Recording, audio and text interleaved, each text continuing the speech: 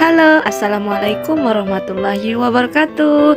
Perkenalkan, nama saya Muswati dari kelas BKPI 5B dengan NIM 1915031. Nah, pada video kali ini saya akan mempraktekkan rencana pelaksanaan layanan bimbingan konseling.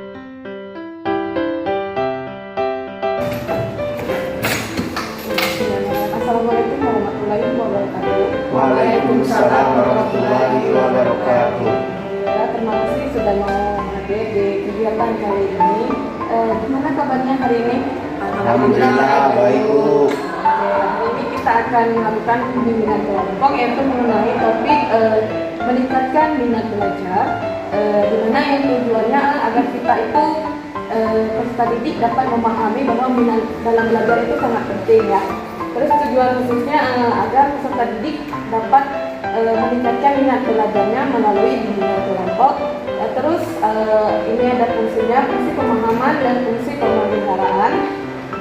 Untuk pokok-pokok materinya itu ada pengertian minat dalam belajar, fungsi minat dalam belajar, serta faktor-faktor yang mempengaruhi minat dalam belajar. Baik, sebelum memulai, ada baiknya kita berdoa menurut agama masing-masing. Berdoa dimulai.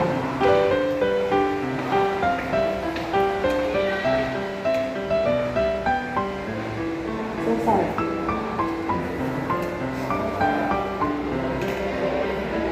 Oke, langsung saja kita ke yang materi pertama untuk pengertian minat dan belajar. Kira-kira ada yang tahu pengertian minat dan belajar? Belum tahu, Bu. Oke. Untuk pengertian minat itu sendiri, minat merupakan dorongan dalam diri seseorang atau faktor yang menimbulkan ketertarikan atau perhatian secara efektif, sehingga menyebabkan dipilihnya suatu objek atau kegiatan yang menguntungkan, menyenangkan, dan mendatangkan kepuasan diri. Sedangkan belajar adalah suatu proses usaha yang dilakukan siswa untuk memperoleh suatu perubahan tingkah laku secara keseluruhan sebagai hasil pengalaman siswa sendiri dalam interaksi dengan lingkungannya. Bagaimana? Sudah paham? Paham, Bu. Lanjut. Untuk minat belajar sendiri itu merupakan suatu dorongan atau usaha siswa dalam ketertarikan minatnya dalam memperoleh suatu perubahan dalam lingkungannya. Oke. Lanjut ya.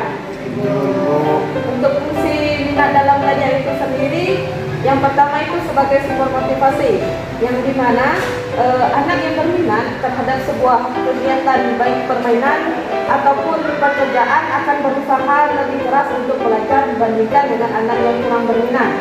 Yang kedua, minat mempengaruhi bentuk intensitas apresiasi anak. Ketika anak mulai berpikir tentang pekerjaan mereka di masa yang akan datang, semakin besar minat mereka terhadap kegiatan di kelas atau di luar kelas yang mendukung tercapainya aspirasi itu. Terus yang ketiga, menambahkan kegairahan pada setiap kegiatan yang ditekuni seseorang. Anak yang berminat terhadap suatu pekerjaan atau kegiatan, pengalaman mereka jauh lebih menyenangkan daripada mereka yang merasa bosan. Bagaimana? Sudah paham dengan fungsi minat dalam belajar? Sudah, Bu. Kita lanjut ya.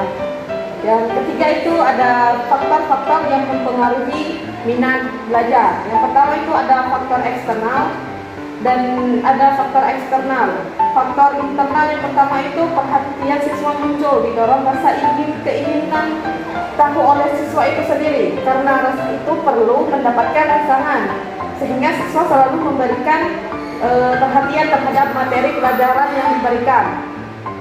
Selanjutnya faktor eksternal. Yang pertama itu ada faktor sekolah, di mana guru dalam proses pendidikan mempunyai tugas mendidik dan mengajar peserta didik agar dapat menjadi manusia yang dapat melaksanakan tugas-tugasnya yang selaras dengan kodrat sebagai manusia. Yang kedua ada sarana dan prasarana, di mana meliputi gedung, sekolah, ruang belajar. Sedangkan sarana pembelajaran meliputi buku pelajaran, alat dan fasilitas sekolah. Selain bahan ajar dalam proses pembelajaran juga diperlukan sarana prasarana yang dapat mendukung belajar mengajar. Yang kedua, faktor keluarga. Keluarga memiliki peran yang sangat besar ya dalam menciptakan minat belajar bagi anak-anak. Seperti kita tahu bahwa keluarga itu merupakan lembaga pendidikan yang pertama bagi anak. Cara orang tua dalam mengajar dapat mempengaruhi minat belajar anak. Oke, cukup. Ini adalah contoh minat belajar yang Ibu resun dalam bentuk PowerPoint. Boleh lihat Bu? Iya, silakan.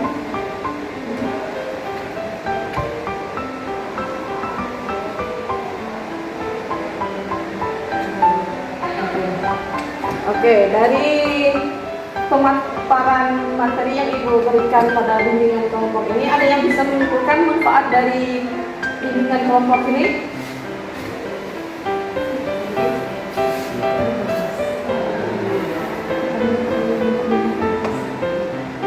Jadi Bu, baiklah, kesimpulannya adalah jadi seseorang yang memiliki minat belajar, mereka akan lebih semangat dan lebih giat untuk belajar daripada akan dibandingkan dengan orang-orang yang tidak memiliki minat untuk belajar. Bu, Kita cukupkan dulu ya bimbingan kelompok kali ini. Mudah-mudahan bimbingan kelompok ini bermanfaat bagi kita semua serta dapat meningkatkan minat kita dalam belajar. Saya akhiri, wabillahi taufiq wal hidayah. Wassalamualaikum warahmatullahi wabarakatuh. Waalaikumsalam warahmatullahi wabarakatuh.